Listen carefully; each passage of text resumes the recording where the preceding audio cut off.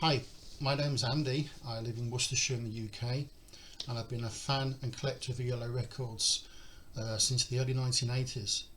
I've managed to amass quite a lot of vinyl and CDs over the years, and from record shops, record fairs, car boots, that sort of thing. So during lockdown, I've been looking at some of your videos online, looking at people looking through their record collections, typically looking at ranking the albums and that kind of thing. I thought that's really interesting. Now, can I do something like that with my record collection? So I've got quite a lot of stuff I've amassed over the years, typically in heavy freight cases like this, and they're all sort of put out of the way so nobody really sees them. So I thought, well, can I share some of this stuff with you, go through it? It would take a little while to do that. So I thought, well, the sensible thing to do is break it down into categories, maybe say ELO the Harvest Years or ELO Jet Years Part 1, that sort of thing, and keep it manageable. But as this is my first attempt at a YouTube video, I thought I'll keep it simple. So I'm just going to go through the studio albums, worst to best in my humble opinion, and these things change, so it will just be a snapshot of where I see the albums on my thoughts on those albums as of this moment in time. I'm going to assume that most of you are probably ELO fans, so you probably know the history of the band roughly, but just as a bit of background, for those of you that are less familiar with the band's history, so ELO emerged from the final days of a British pop band called The Move, a Birmingham based band, England's second city. They enjoyed a run of hit singles in the 60s and very early 70s, written by Roy Wood, sometimes sung by Roy Wood, but also sung by Carl Wayne. And by 1970, Carl had left the band, and Roy decided to recruit his friend Jeff Lynne from a local band called the Idle Race. And together they would carry on as The Move, but embark on this experimental, ambitious rock project, to fuse classical instrumentation with traditional rock instrumentation, and that ultimately became Electric Light Orchestra. So that's basically the genesis of the band, a little bit of background for you. So what I'm going to do now is go through ELO's original 12 studio albums covering 1971 to 1986, which is kind of the main band period of activity in the 70s and 80s. 12 studio albums, so yes, that does mean I'm going to include Xanadu, as it was a record that contained new original ELO music at the time, so I figure that's really in scope. For obvious reasons, I'm going to leave out the various compilation albums and live albums. I'm also not going to include what I sort of consider Jeff Lynne Pacific projects, like the Wilburys and Jeff Lynne's new ELO, and also ELO Pot 2, which Beth Bevan ran. I'm not going to include those. I don't really think they're in scope. So it's going to be 12 studio albums, 1971 to 1986, ranked from what I consider to be my least favourite up to the one I consider to be my favourite. And a bit about the music on them, a bit about the album artwork, what I like, what I don't like, and also one favourite track from each album. So okay, let's get started with the first one. So this is 1986's Balance of Power. It's actually the last studio album by the original ELO band, and it finally met Jeff's contractual obligations.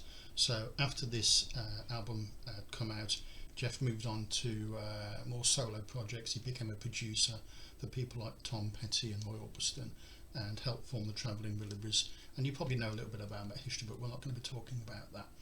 So this is number 12 in my list of ranked ELO albums. It's got 10 standalone tracks on it.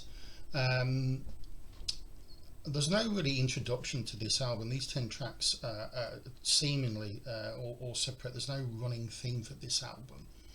Although if you have the remastered CD, a copy of that here, that does have an album intro on it, for Heaven Only Knows. but for some reason Jeff excised that from the final running order of the album. And the album was also, I think, went through a bit of a remix before it finally got released. So it got released late in the day. I think it was due to be released a little bit earlier than it actually did. So there's no theme on this album, in my opinion. It seems a little bit less inspired. It probably could have done with a little bit more production, which is odd, really, considering Jeff is really into his production side of things. And I think he was probably just thankful that he actually got the album done and was able to move on to things he wanted to work on. The title Balance of Power, not really sure where that comes from. I'm guessing it may have been reflection on Jeff's struggling to sort of keep the traditional ELO sound alive, but at the same time go down the sort of sound that he really wanted to. It's fairly keyboard heavy. What do I like about it? Well, Calling America's okay. It's a nice mid-80s track. Heaven Only Knows I really like, and Getting to the Point is a nice ballad as well. That was the third and final single lifted from this album. It deserved to do better in the charts, but unfortunately didn't. There was a strike at the distribution centre and not many copies made it to the shops. If you're looking for the 12-inch version of that particular record, it's really hard to find. So, what don't I like about it? Well, apart from the fact it's bottom of my likes list generally, I'm not too keen on Send It or So Serious. Album artwork, didn't really get it on release, but this is meant to be a face. Bright colours, straight line design graphics. It is typical of the time and maybe typical of CBS produced records, I don't know. It looks better in CD form, I think, than it does in LP form, and I do play this sometimes when I'm in the car, so I am still listening to it.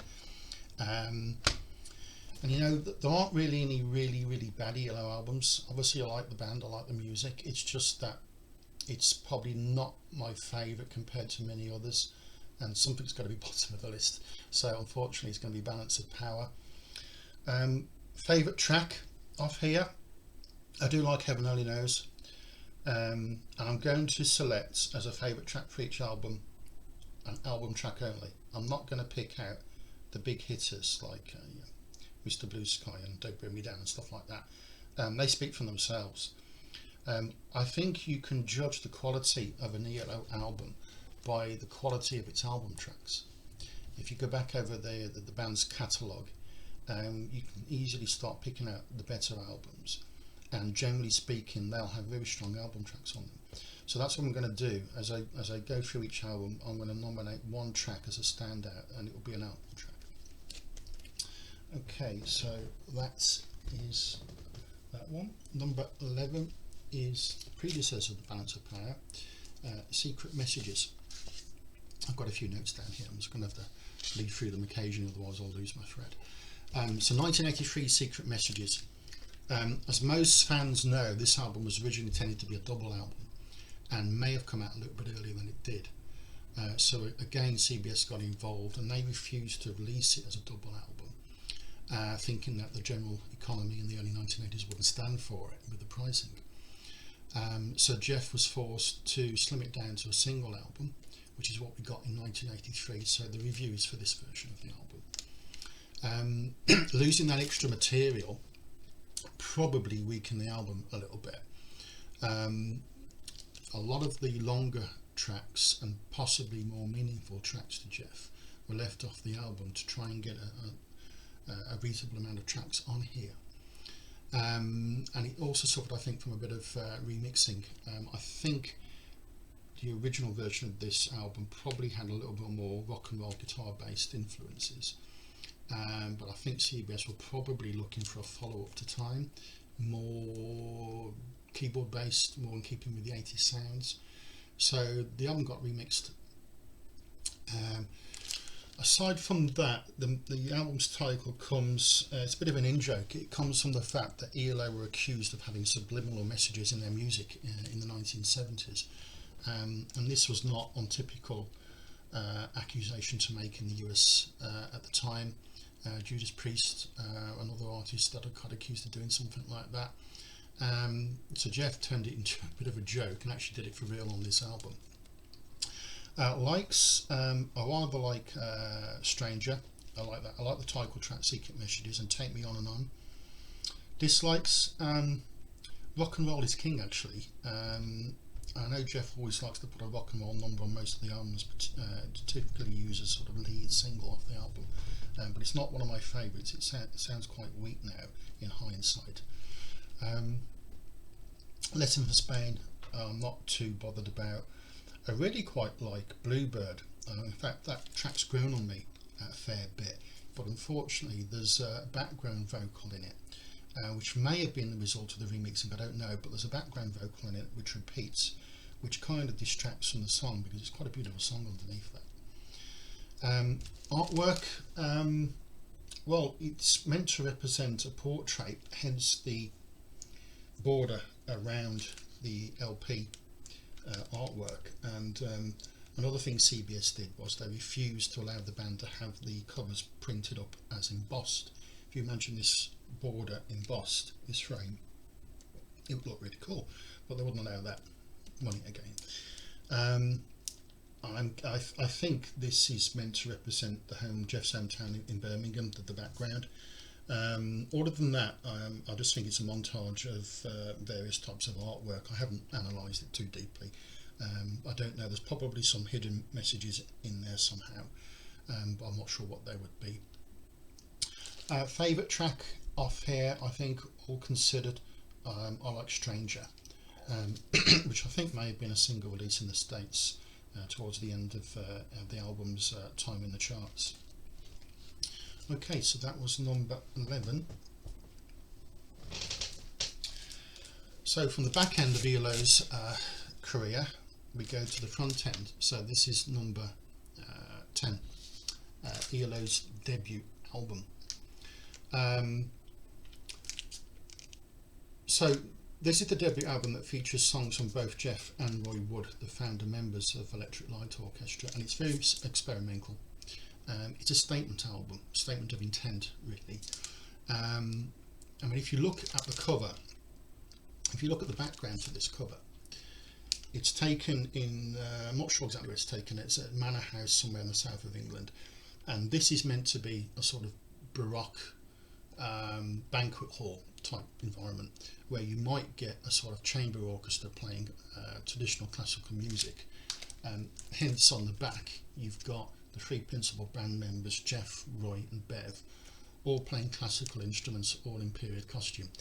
So smack bang in the middle of this is an electric light bulb. So that's the statement. Pretty bold and obvious when you think about it, but it probably bypassed me at the time. I didn't really get around to listening to ELO too much until the end of the 70s, early 80s, so I didn't really buy this album until the 80s.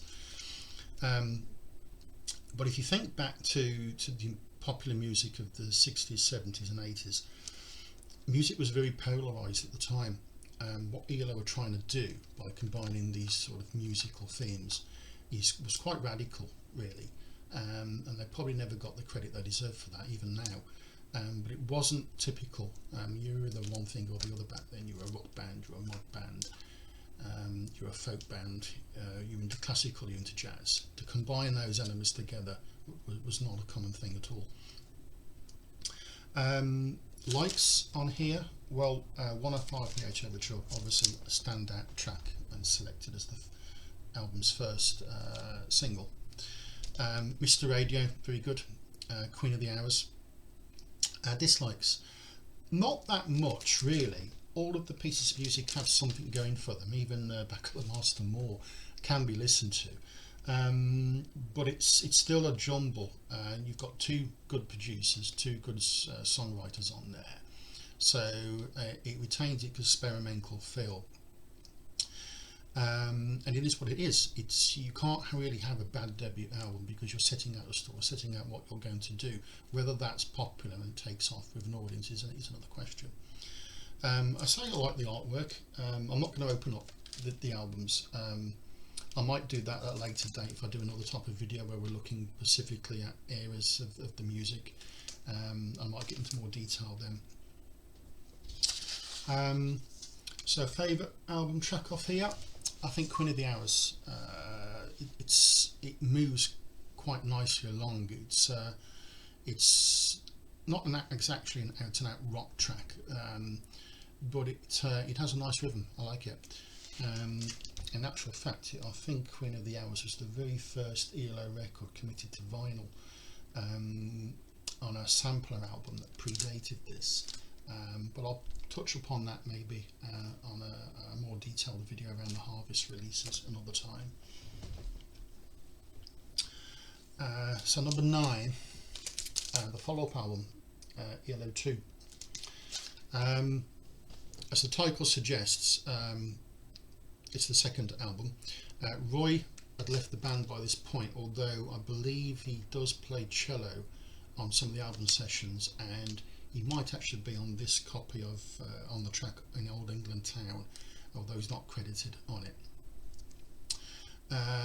Prior to leaving the band to set up another group by the name of Wizard, Jeff and Roy had been sort of vying for a sort of lead position within the band, both producers, both songwriters and singers, and it was quite clear that they couldn't both carry on with their own particular strand of musical tastes and come up with a cohesive piece of work every time. They were going in slightly different directions. Roy was very rock and roll, Elvis Presley, jazzy influenced. Jeff was slightly more classical influenced, and was more likely to produce prog rock albums, which is what the label was really about, that the band was signed to at the time. So Roy left the band, continued making records for Harvest Records. He formed a band called Wizards, as I said, and they had a number of UK chart hits, including 2 #1 singles, so they did quite well for a brief period of time. ELO was slow burner, they took a little longer to get going. So Jeff on this album puts together all the material he had left, so there's only 5 tracks on here. Recording roll over verbatim as the Chuck Berry cover in an extra long version was really done to get this album to the required length. So what do I like about it? Mama is a really nice track. Wasn't the sort of track I listened to years ago, but it's grown on me quite a lot. Kiriyama I quite like, particularly the violin break in it, and the piano intro from The Sun to the World I really quite like.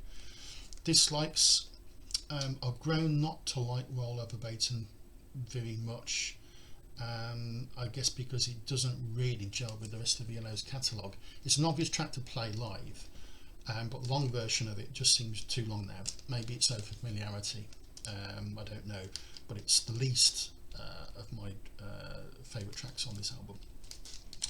I like the cover artwork, the yellow light bulb travelling through space. I think an early title for this album might have been The Lost Planet. That's mentioned in some liner notes of the remastered ELO 2 CD, which I highly recommend you go and get if you haven't got it. So the cover artwork does sort of reflect the thinking behind that. So favourite album track, all considered, I think Mama. Right, number 8. I'm trying to do this video in one go, by the way. It might work, it might not. If the dog starts barking or the phone goes or the door goes or something, I'll have to pause and get back onto it. So, okay, number 8. ELO's third album, On the Third Day. Again, the title reflects the number sequence of the LP. This is a copy of the original UK release on Warner Bros. Records. In America, you got a different cover, which was this one, which you're probably a lot more familiar with, and that came out on United Artists Records, which did a lot of ELO's releases in the early 70s. So this, you can see from the cover, that's a picture of Jeff overlooking the world, the earth, sort of godlike. On the third day, God created ELO. Some sort of reference like that, I think. It's a trifold cover, which was typical of sort of prog rock albums of the early 70s. Back cover has a photograph of the lips of the sun. It's quite nice. I do prefer this cover to the American band photo cover, certainly. Although that cover did become the standard in the UK from the mid-70s onwards, when Jet Records took over and CBS became the distribution company. But this one's quite nice, and the remastered CD goes back to this cover as well. Okay, so let's talk about what's on here. So this is the first album where Jeff gets into themes in a big way. It's the first album to have an introduction piece of music, the concept piece that makes up the On the Third Day suit, the start of side one. So side one is a sort of concept piece from start to finish. It's got 4 tracks on it, plus the Ocean Breakup and Ocean Breakup reprise, beginnings and ends. Side 2 is again, it's a bit like ELO 2. It takes songs that Jeff had already been working on and playing live, and then finishing them off in the studio and putting them onto the LP. So you've got Daybreaker, Mama Bell, Dreaming of 4000, and a studio version of In the Hall of the Mountain King, which was an instrumental which some rock bands used to perform as part of their concert repertoire. I quite like Daybreaker. It's a really good rocker. If you ever get the chance to see a video of ELO playing that track in a German TV studio with good sound quality on it, it's on a DVD somewhere, and I might show you that again on a different video if I look at any of the live videos that ELO have done. Really strong track and concert opener at the time. Both In the Hall of the Mountain King, Mama Bell and Dreaming of 4000 were originally recorded for Harvest Records, even though they end up on the album on Warner Bros. The ELO 2 remastered box set has versions of those songs on that were recorded for Harvest. So it's the strongest of the 3 first albums by the band, I think. I like New World Rising, Dreaming of 4000, as I said earlier, Daybreaker, excellent tracks. Dislikes, I'm not too bothered about In the Hall of the Mountain King. I can take it or leave it. Otherwise, not much else to dislike. It's a nice album. I've mentioned the LP artwork already. Picking one particular album track out of all of them, I'm not sure. I mean, I put Dreaming of 4000 down as the one I was going to mention, but Daybreak is also strong, and The New World Rising, they're equally as good. But if I'm going to pick one above the rest, maybe Dreaming of 4000. It's a very strong track. Not one I did play live, actually, surprisingly, but it still stands up today. Okay, what am I going to go next? Right, I'm going completely different now. From On the Third Day, prog rock, to disco film music, something like that. Xanadu. I said I'd include it because it does have a full side of new original ELO songs. It was marketed as an ELO album, and it came out in the UK at least on Jet Records, which was ELO's record label of the time. Despite the movie not being very good and being panned by the critics, the music's actually quite good on here, the ELO stuff at any rate. I'm not a huge fan of Olivia Newton-John. She's alright, quite like her voice, but never really bothered with her own records. So it's only really the ELO stuff that I would listen to on an LP like this.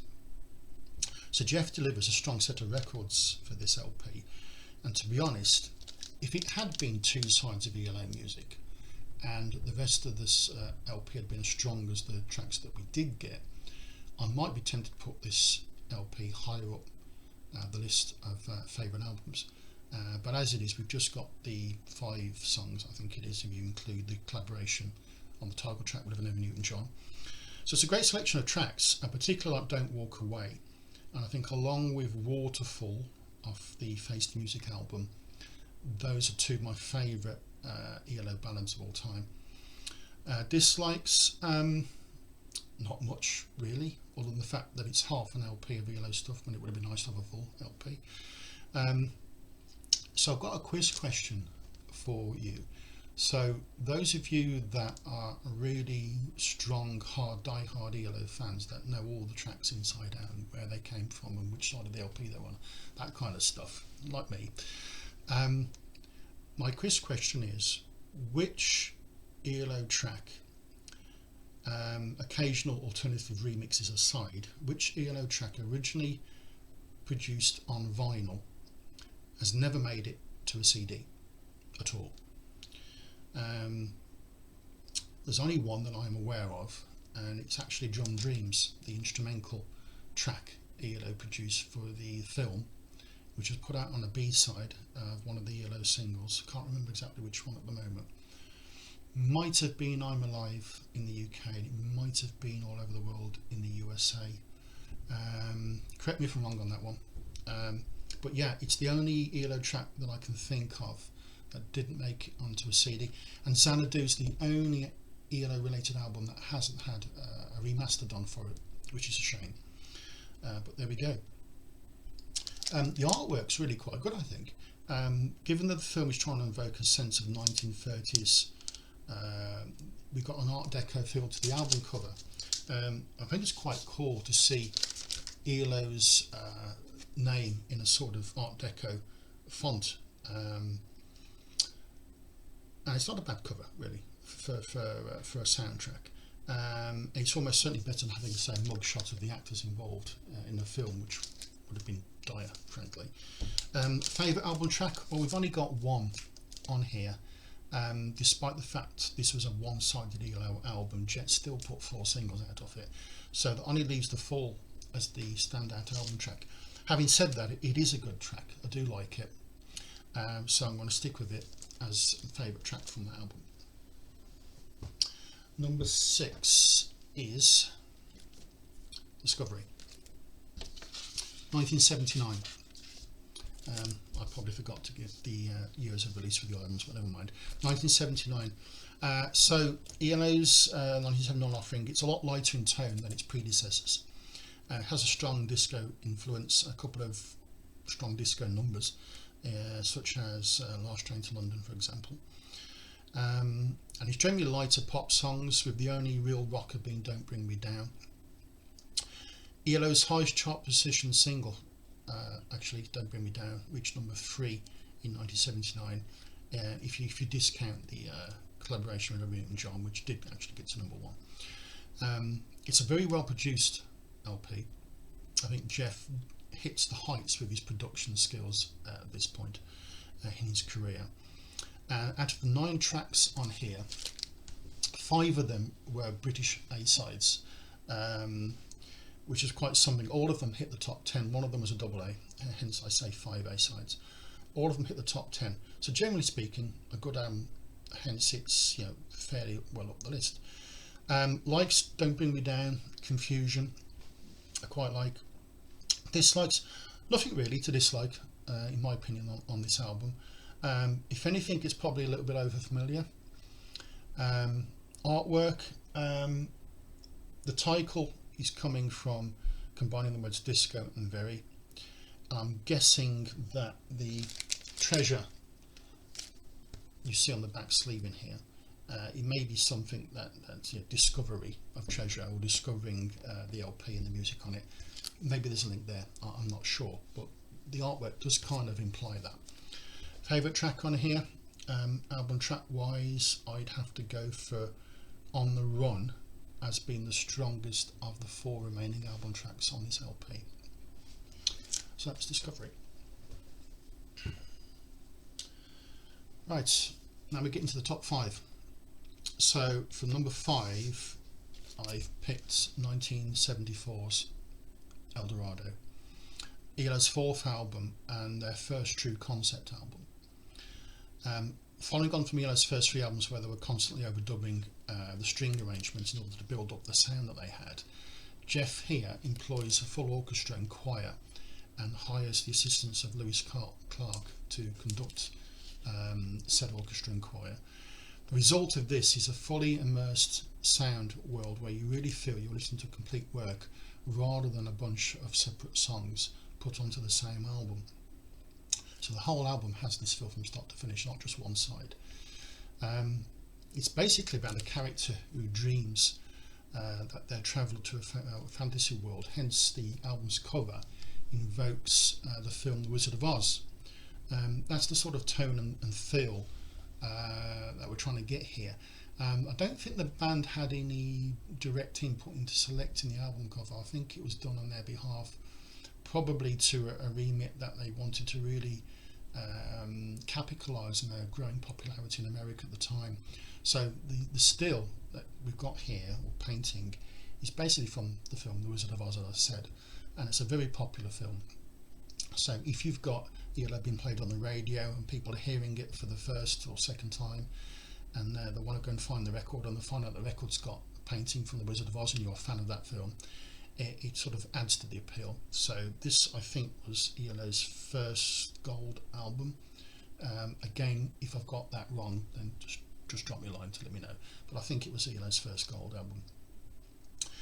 It's the only ELO Studio album not to have a UK hit of it at the time of its release. It did in America. Can't Get Out of My Head is the lead track of this album, both in the UK and the US, but it didn't chart in the UK. The album didn't chart in the UK. Can't Get Out of My Head didn't chart until 4 years later in 1978, when it was selected as the lead track on an EP ELO put out to promote their Free Light Years box set of that year. Likes, well, it's a strong album even now, hence it's in my top 5.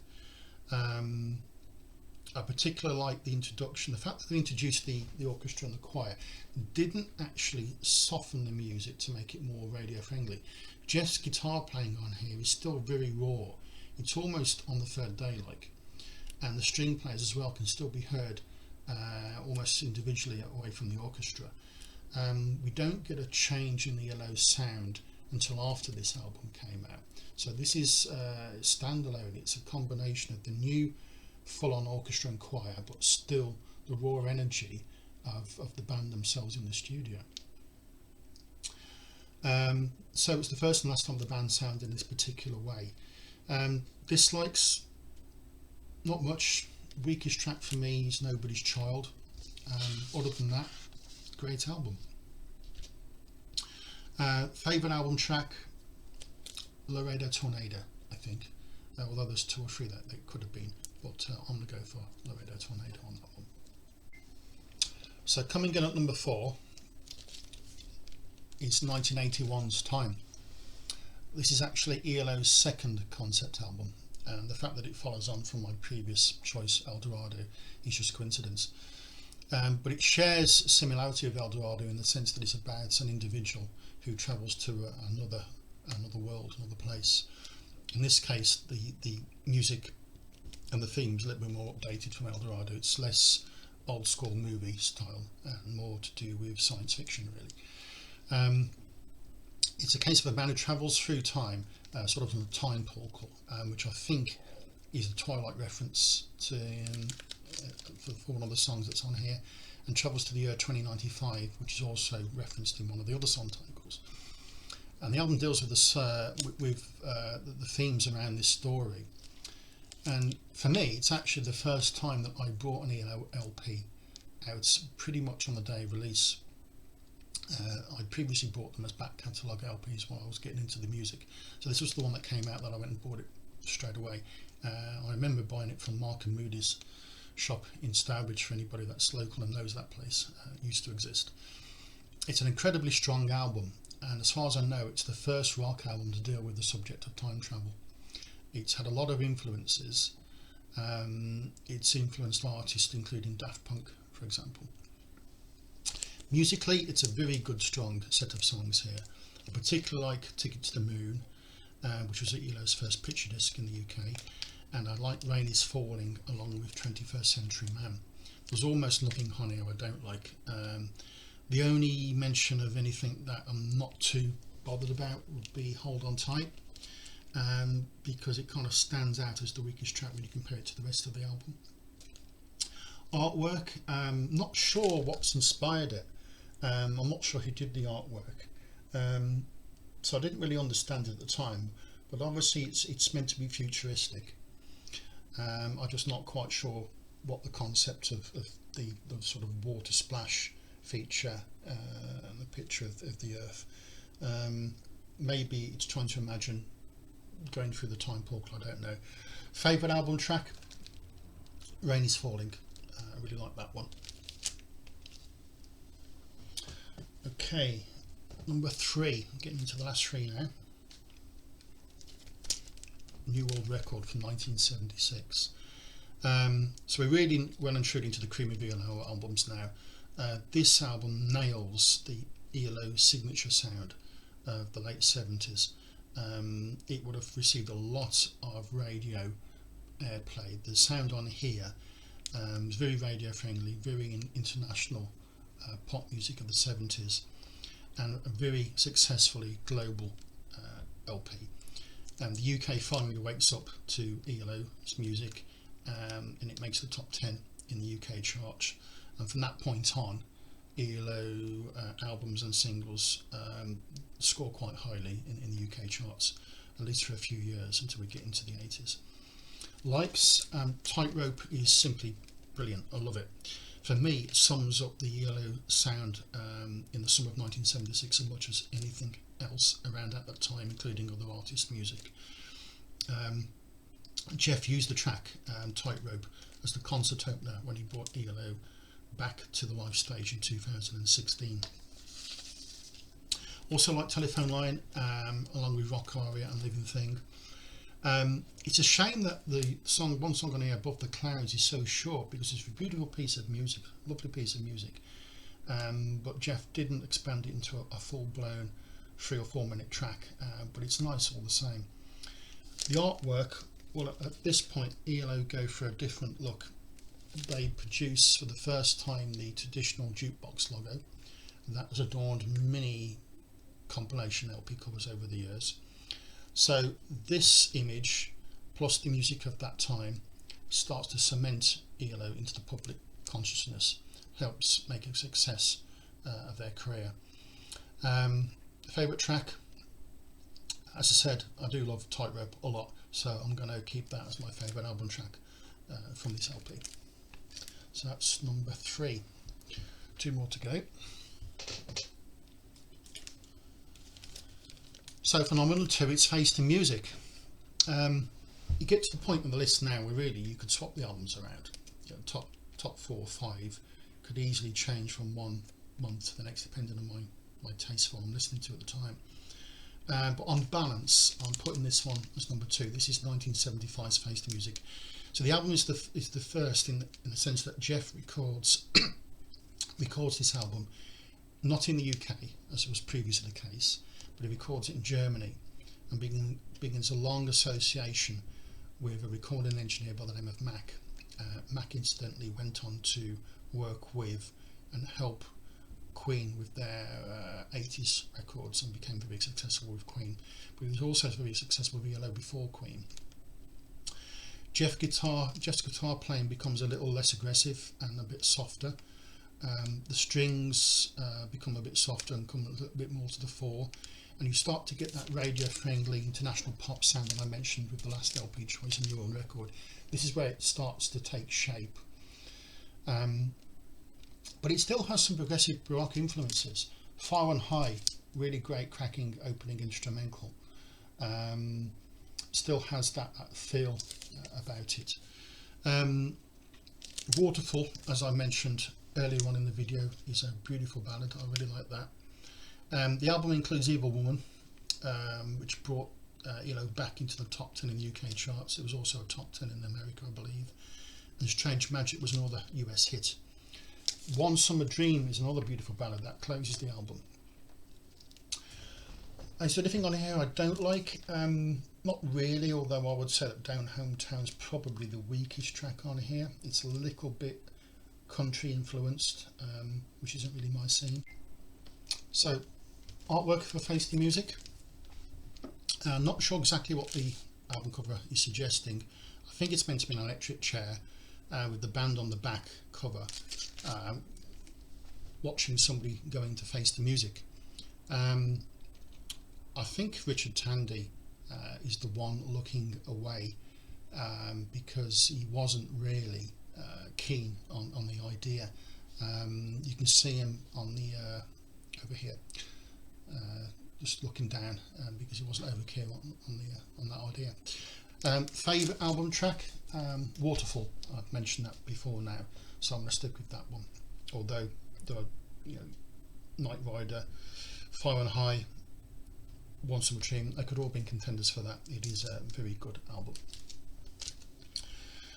So you probably worked out now what my number one ELO album is, and it is the massively successful double LP Out of the Blue from 1977. What can I say? It's really a great album. ELO's only double studio album. I think it was one of the first records brought for me when I was much younger, for Christmas 1978. My copy then, I think in hindsight, turned out to be a Portuguese import. I stuck the poster on the wall and played it on to death, so it's long since gone. This is a replacement, pretty much mint condition copy of the first release. It has the poster and the cardboard spaceship inside, all that good stuff. But sentimentality is not the only reason that I've picked this as the number one album of my choice. It's the strength of the album tracks. Now, you heard me mention early on in the video that I think you can judge the ELO albums by the strength of their album tracks, and I think this one demonstrates that. If you take a look at what's on here, there were 4 single releases off the LP. Mr. Blue Sky, Turn to Stone, Sweet Talking Woman, Wild West Hero if you're in the UK, or It's Over was the 4th single if you're in the US. But there's fantastic album tracks on here. Across the Border, Stepping Out, which Jeff played live actually a few years back, Standing in the Rain, which again has been brought back to the live concert list for the last tour, Big Wheels, Sweet is the Night. There's some great stuff on here. I mean, if you take a New World Record and Discovery, if you take those 2 albums, they're kind of victims of their own success. And what I mean by that is that they have a lot of hit singles on them. Discovery had 5 A-sides in the UK. If you take those A-sides off Discovery, what have you got left? You've got 4 tracks which probably aren't the strongest in ELO's portfolio. So despite the fact that overall Discovery and a New World Record are great LPs, they don't stand up compared to Out of the Blue in terms of the quality of the album tracks that were made on the albums. Okay, New World Records probably got better material, but that's the main reason for picking this. When you play certain ELO albums, like Discovery and a New World Record, you could be playing a best of or greatest hits of for at least half of the time. When you put this on the turntable or in the car stereo, you know you're listening to a proper studio album, because there's so much good stuff on here that wasn't single releases. So that's the reason for it being number one. This album at the time of its release was the highest chart position in the UK, got to number 4, and it was everywhere. I mean, if you go to a record shop now, if you can find one, or you go to a car boot or a record fair and you look in the ELO section, you'll see a copy of this somewhere. Everybody had it. If you didn't have it when you were younger, your brother had it or your sister had it, somebody had it.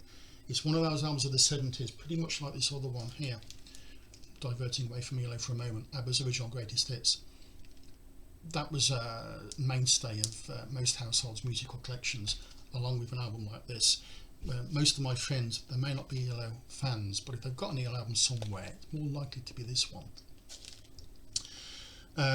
So what's to like about it? Everything. Great selection of music. What's to dislike? Pretty much nothing. The only track I'm not massively over keen on is Jungle, but other than that, there's nothing to dislike.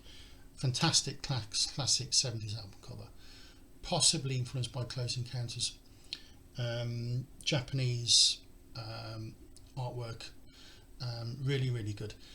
Favourite album track, well, it could be any number, but I'm going to pick Sweet as the Night. I think that sounds really, really good.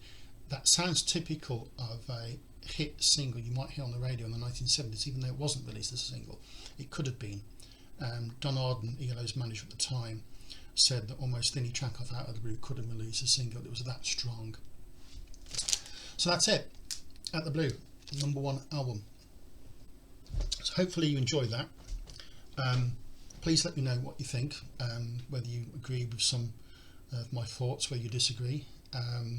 Just jot it down on the comments page. I am hoping to do another video at some point. As I said at the front end of this piece, I'd like to go through my whole ELO vinyl collection and share that with you, but breaking it down. I'm not sure how long this video has been, but obviously I want to make it manageable, and then we can revisit that from time to time and look at other stuff. So let me know what you think. Hopefully you enjoyed it, and hopefully I'll see you again soon. Bye.